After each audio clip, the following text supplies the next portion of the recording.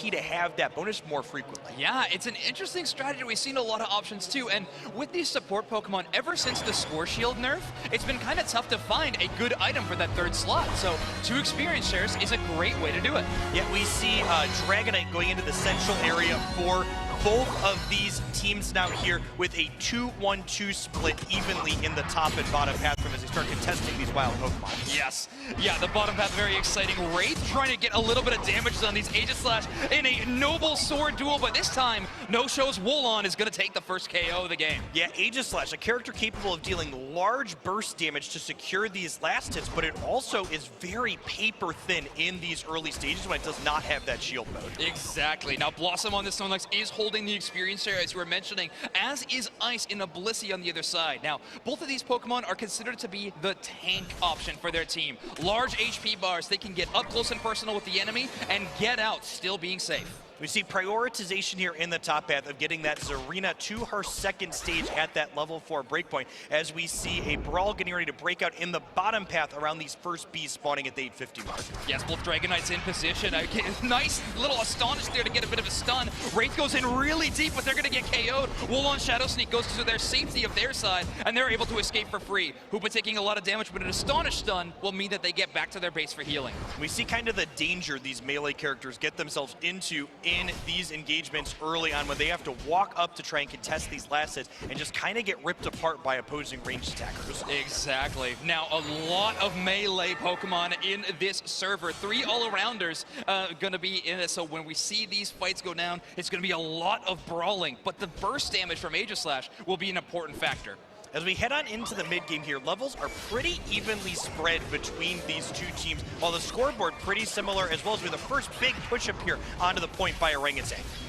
That first level spike I'm looking at is Serena, but Solo might be in danger there. The other side is going to take them out, stomp a little bit of self-healing. They do go down to the Aegislash. Blossom evens things up, but a nice trade of KOs on either side. Yeah, Orangutan really not getting a lot out of this push and ultimately getting 2 KOs for No-Show out of it and almost 60 points scored back. You can't be too happy with the results of that engagement if you're on the Orangutan side. Definitely not. I mean, it's an ambitious push. You want to shut down that first bees, definitely get that Dragonite, lock them in at that level 7 before they hit level 8. Sanshi, though, at this Serena evolution, this Pokemon gets a huge power spike at level 6, unlocking that Queenly Majesty passive and getting move cooldowns immediately. Speaking of power spikes, looks like we're not going to have just 1 but 2 Dragonites, 1 on each team, as we head on into these first objectives spawning at the 7-minute mark here. Double experience share, obviously paying off your Blossom with a nice engage. Would they go down to a Hyper Beam? Doublade and the Dragonite combined for a ton of burst damage, enough to knock out a Snorlax. Yeah, really kind of feels like Wraith got away with one there, getting the knockout on the Snorlax, but ultimately getting out with their own life as we head into the bottom path here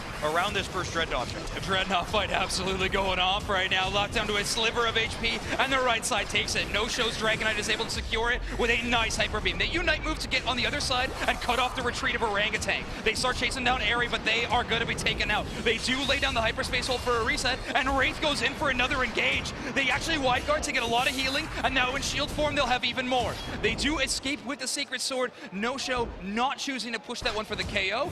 Good idea from them, seeing the Dragonite coming back.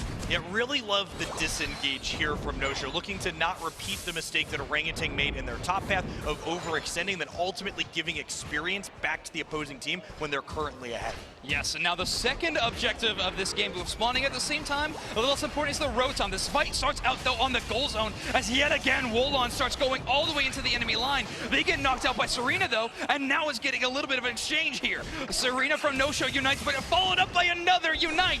That is a lot of airborne combat in this game so far. Yeah, we see the Rotom objective being appropriately ignored by both teams here, as they instead choose to prioritize knocking out these wild Pokemon and gaining experience. This Rotom objective, a lot more valuable if you're able to break the opposing top point before you secure it. Oh, Ice with a Blissey Unite from downtown. They were on a sliver of HP. That was a great survival method from them, and a lot of goals going in. His top goal zone left it a sliver of HP. Solo finds a nice KO. If they can find time to dunk this 10, no! They are knocked out. They are are traded, and Chobo is the last one left. But Orangutan keeps the siege up, and they are going to get a gigantic overdunk, Jeff. Man, 37 points over here, giving them a small point lead, but more importantly, giving them a window for this Rotom to be able to walk at the second point of no-show here, as we have a 17-second timer ticking down to our second Dreadnought spawning in this mid-game. If they are able to secure this Rotom, though, Jeff, they gave time for no-show to get back. It is getting down to a really low HP, and no-show is the one able to secure it. So now, Rotom's going to the tier 2 of Orangutan.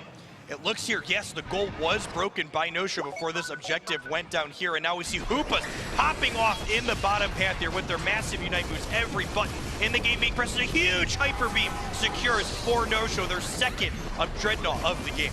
A huge KO streak is here from Dragon Knight on the other side, but no-show is the one to secure not only the first, but the second Dreadnought as well. This goal zone siege would be ambitious with all of Orangutan bad. A huge Unite move coming out of S4L. They're going to score on the other side now that Rotom hit that base. Just an incredible amount of mobility from that Dragon. That Unite move letting you leap across almost half of Eos Island there, getting in a Rotom that I bet Orangutan thought, okay, no one can score from this. There's nobody in position. I love that adaptation there, but here we go. More Unite moves popped off, but this time in the face of defense. No-show does not want this goal zone to break. They want that speed boost on the second Dreadnought. A Unite move, Serena, though, solo trying to change the tides. 15 points goes in the goal zone. A Unite move out of Wraith only lands onto the Hoopa. They're going to retreat. This goal zone's going to go down, and now No-show has to take the long way down to the beach. What an incredibly even match here between these two teams. Levels are similar, points are similar. They are going back and forth here inside of every one of these engagements. Orangutan may have overstayed their welcome, but they do get a KO, making things a little bit more even.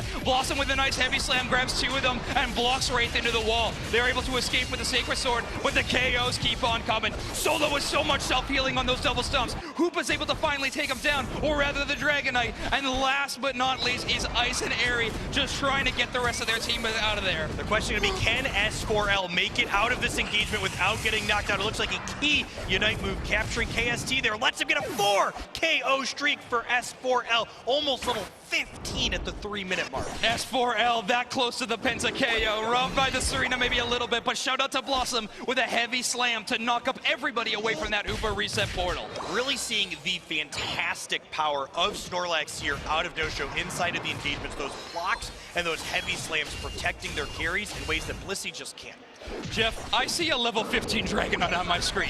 S4L right now is being Omega fed. They are going to get this Dreadnought, and experience is going to soar through the roof. Orangutan did grab that Rotom and sent it down the path. However, honestly, it is mostly so it wasn't going towards their own home goal zone.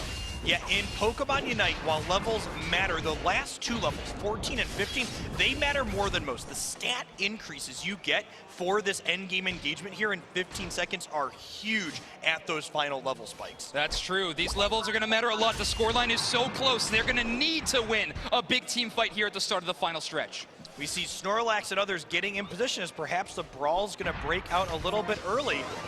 There we go. Wraith hovering around the top path, launches in with a Sacred Sword, as well as Blossom tries to cut off the retreat on the other side. Santachi tried to shut down the Hoopa before they had, but opts into shutting down the Blissey. If they can knock out Ice before the Bliss assistance comes out, it's a huge asset. Hyperspace Fury locks up two teams on the top path, and Orangutan finds the first KO. Dragonite returns in kind, both Aegislash down and out. Serena out for the side of Orangutan. Santachi is keeping this onslaught. Blossom locking the place. Stops another Hoopa reset. Blossom is the big man and is going to be blocking every single time.